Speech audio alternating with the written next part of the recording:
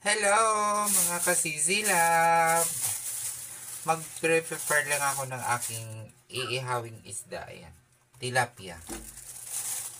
Dalawang tilapia. Ayan. Tapos, dalawang bangus. Puro ihaw ito. Kasi, may bisita po tayo na darating at dito daw sila kakain. At dahil wala naman akong budget, alam nyo na, siya din ang nagpadala para makaluto na ako ng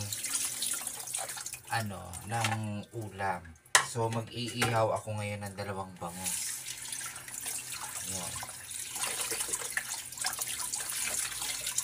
So inugasan ko muna ang ating bangus at ang ating tilapia para sa video for today.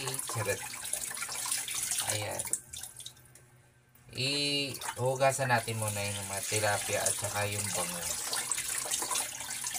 bago tayo maghiwa ng ating mga sangkap.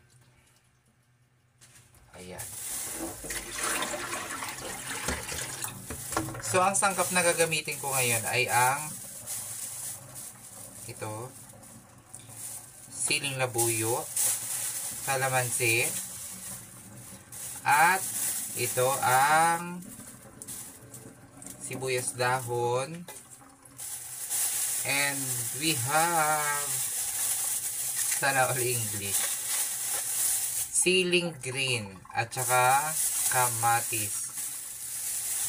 Ay, asan na yung asan na yung luya ko? Naiwan ko ata sa sala. Sige. So, yun ang mga sangkap na gagamitin ko. Thank you very much!